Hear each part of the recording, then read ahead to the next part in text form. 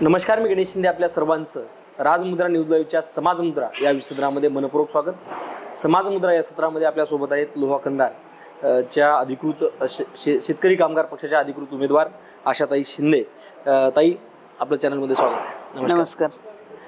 ताई, एकंदरीत पाहायला गेलं तर आता जवळपास 4-5 दिवस राहिलेले आहेत. एकंदरीत आपली प्रचाराची यंत्रणा कशी चालू आहे, काय कसं कार्य चालू आहे? नाही, आता माझ्या तरी मते आमचा लोहा कंधार चे विद्यमान आमदार श्यामसुंदर शिंदे साहेबांनी इतकी विकासाची कामं केलेली आहेत की आत्तापर्यंत लोकांनी विकास काय असतो बघितलेला नाही. हे सगळे मान्य करतात की ते गेल्या 60 वर्षामध्ये एवढा निधीच कुठं आलेला नाही आहे.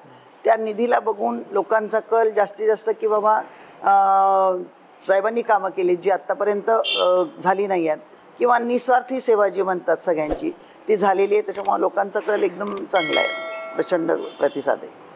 नक्कीच ताई, त्यासोबतच आपले बंधू सध्या लोकसभेची निवडणूक चालू आहे. लोकसभेकडे न जाता तिनं लोहा कंधारमध्ये चालली, यावर आपली काय प्रतिक्रिया, काय भावना आहे? नाही, लोकसभेची निवडणूक चालू असली तरी आता सध्या ते उमेदवार आहेत, तर मग अर्थात उमेदवार म्हणल्यानंतर त्यांना त्यांच्याच सीटसाठी लक्ष द्यावं लागणार आहे आणि ते आता त्यांचं काम करतायत. म्हणजे एकंदरीत आता बहीण माझी निवडणूक लढवणार आहे, तर त्यांनी लोकसभा का निवडली नाही काय? हां, तो आता त्यांचा प्रश्न आहे आणि त्यांनी खासदारकीच लढवायला पाहिजे होती, पण कदाचित त्यांना वाटलं असेल ही येणार नाही, काय माहिती काय झालं, आणि ते उभे राहिले. ताई, त्यासोबतच प्रसिद्ध माध्यमाशी बोलताना त्यांनी एक सांगितलं की त्यांनी जर आम्हाला साथ दिली, सहकार्य केलं, तर आम्ही नक्कीच त्यांचं स्वागत करू, असं तुम्हाला म्हणलं होतं. नाही, मी पण तेच म्हणेल की भावाने जर मला साथ दिली तर मी नक्कीच त्यांचं स्वागत करेल, कारण आत्ता आम्ही लीडवर आहोत, आम्ही पुढं आहोत, तर त्यांनी साथ द्यायला पाहिजे आणि भाऊ पाठीमागे उभं राहायला पाहिजे. आता बहीण राहिली की आयुष्यभर, आता भावाचं कर्तव्य आहे. नक्कीच ताई, आता पाहिले की आता आपण पुरुषोत्तम धोंडगे जे की मनोज पाटील जरांगे सोबत यांच्यासोबत होते, सातत्याने उमेदवारी मागत होते, आणि एकंदरीत त्यांना जरांगे पाटलांनी उमेदवार न दिल्यामुळे आता तुम्हाला पाठिंबा दिलाय. हो, आणि पाठिंबा दिल्यानंतर आता कशा प्रकारची रणनीती होईल, काय फायदा होईल का?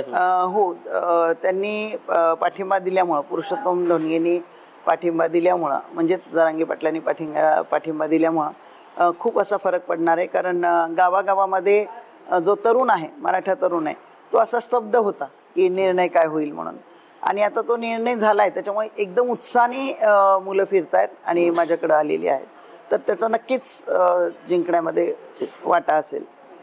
नक्कीच ताई, आपण 5 वर्ष साहेब आमदार असताना आपण ग्राउंड लेवलला काम करत होतात. एकंदरीत 5 वर्षामध्ये कशी कामं करता आली, कोणकोणत्या मोठे कामं करता आली, काय सांगाल? हो, आमदार श्यामसुंदर शिंदे साहेबांनी निधी आणायचं काम केलं, पण त्यांच्या खांद्याला खांदा लावून 24 तास मी मतदारसंघ पिंजून काढत होते, समस्या समजून घेत होते, आणि ज्या समस्या आहेत त्या सोडवण्याचा प्रयत्न केल्यावर अर्थातच गरज एक आहे आणि काम दुसरं झालं तर एवढा फायदा होणार नाही.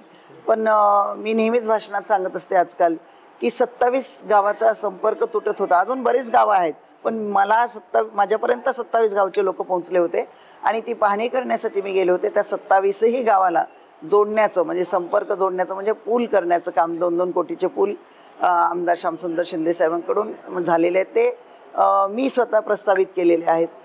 तसे बरेच रस्ते, मोठा दवाखाना, कंधार शहरासारख्या ठिकाणी 100 खाटांचं हॉस्पिटल, अतिशय सुसज्ज अशी बिल्डिंग तयार झालेली आहे.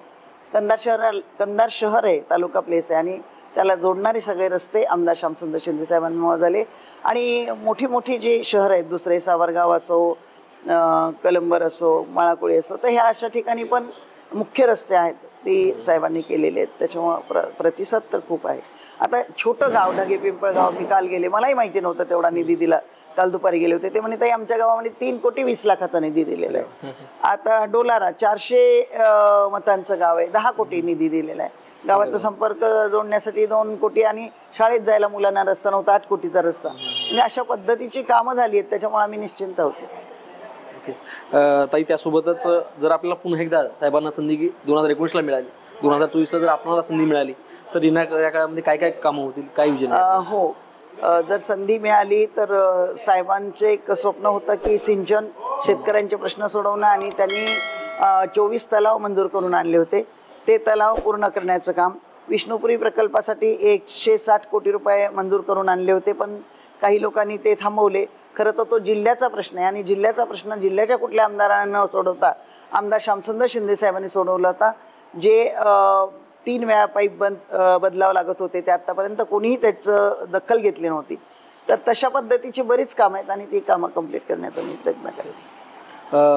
नक्कीच ताई, त्यासोबतच उपमुख्यमंत्री अजितदादा पवारांनी सांगितलं होतं की आमचे लोहा कंधारचे उमेदवार शिंदेसाहेब असतील, असं त्यांनी थेट भाषणामध्ये अगोदर सांगितलं होतं, ज्या आचारसंहितेच्या अगोदर सांगितलं होतं. मग आपण हे तिकीट भावासाठी सोडलं का, नेमकं काय कारण होतं त्याचं? आणि भावासाठी म्हणून नाही, महाविकास आघाडीची अधिकृत उमेदवार मी असल्यामुळं आणि शरद पवार साहेबांनी मला हा शब्द दिला होता आणि आमचे शेका पक्षाचे जयंत पाटील साहेब की तिकीट आपलं आहे म्हणून. पण आता शिवसेनेने ते सगळ्याच ठिकाणी असं केलं की डबल उमेदवार दिलेत, तर त्याला काही करू शकत नाही. पण ते तिकीट आम्ही त्यांच्यासाठी नाही सोडलं. युतीचा बद्दल थोडीशी नाराजी सगळ्यांची असल्यामुळं, शेतीमालाला भाव नाही त्याच्यामुळे शेतकरी नाराज, मुस्लिम समाज नाराज, मराठा समाज नाराज. मग महायुतीत आपला पक्ष सोडून जायची गरज पण नाही असं मला वाटलं आणि म्हणून ठरवलं की आपल्याच पक्षातून निवडणूक लढवायची. नक्कीच ताई, तुम्ही पहिल्यापासूनच 5 वर्षापासून सातत्यानं भेटत असता आणि सामान्य माणसाच्या घरला देखील जात असता. एकंदरीत पाहता सध्याची जी काही परिस्थिती आहे, शेतकऱ्यांचे प्रश्न असतील, महागाईचे प्रश्न असतील, एकंदरीत कसे आहेत, काय सांगाल? हो, सगळे तेच सांगतात ना की शेतीमालाला भाव नाही. आणि तुम्हालाही माहिती आहे की सोयाबीन 4000 कधीपासून आहे, ते 2010 पासून मला वाटतं, त्याच्या आधीपासून आहे. तर आत्तापर्यंत 24 आलाय, म्हणजे 14 वर्षात भाव वाढला नाही. मात्र खताचे बियाणाचे तिप्पट भाव झाले, म्हणजे त्या शेतकऱ्याला काहीच उरत नाही. पण शेतकऱ्याला शेतीशिवाय काही धंदाच नाही. पोट भरून खायचं म्हणलं तर शेतीचा माल आणून घरी खाणं, पण मुलांचं शिक्षण परवडत नाही, मुलींचे लग्न परवडत नाहीत.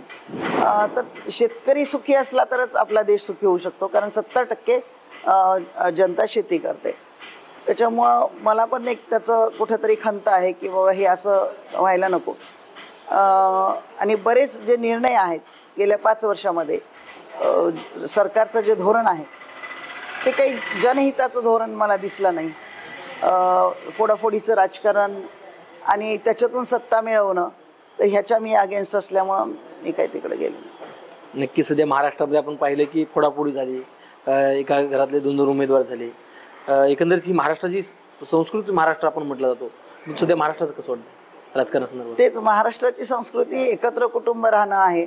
आणि इथं असं नकळत शिकवल्या गेलं की बाबा तुम्ही विभाजन, म्हणजे आपले वडील असले तरी तुम्ही बाजूला काढा, आपली बहीण असले तरी बाजूला काढा.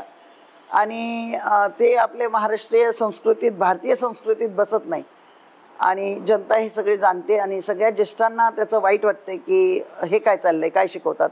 नाहीतर आपल्याकडं साधुसंत येऊन प्रवचन करून, कीर्तन करून सांगतात की आईवडिलाला माना, बहीण भावाला माना, एकत्र राहा, सगळ्यांचा सन्मान करा.